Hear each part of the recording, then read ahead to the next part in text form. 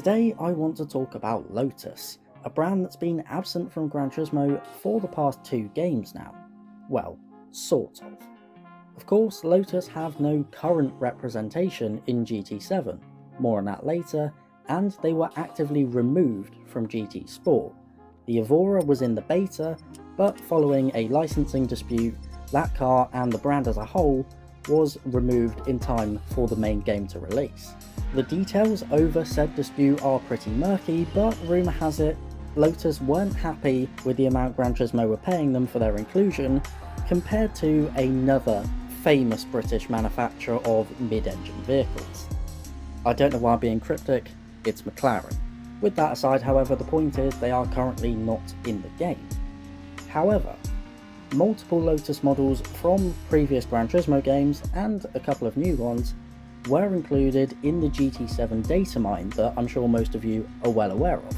There's a video out on the channel with all the cars from that data mine if you are not.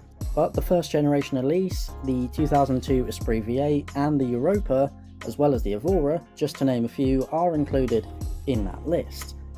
But does that mean they're actually coming back? Considering that history, people were undeniably skeptical when they saw Lotus's inclusion, myself included.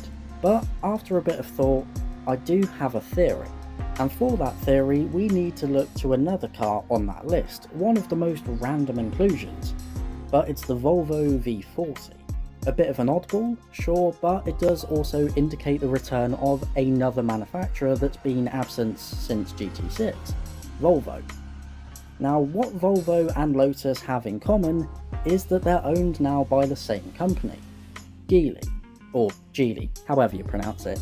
I digress. They're a Chinese manufacturer and they've owned Volvo since 2010 and Lotus since 2017. And incidentally, 2017 is when Gran Turismo Sport came out and when the Evora was removed. To go back to the data mine list for a minute though, most of the Lotus models were returning faces from the old Gran Turismo games, but there are a couple of exceptions, a potential Group 3 and Group 4 variant of the Evora. Now this may be one of those polyphony created Group 3 or Group 4 specials, or the actual GT4 racing variant of the car for example. Either way though, it would be a new addition and not in the previous Gran Turismo titles where the brand was featured. And it's the same with Volvo. That V40 wasn't in Gran Turismo 6.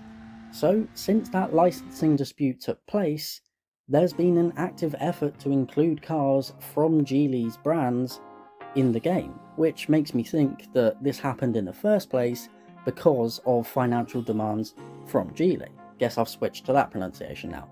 Anyway, so in essence, there's been a concerted effort to put cars from both Lotus and Volvo in the game since the last we heard of that dispute, which to me only sounds like it could be good news.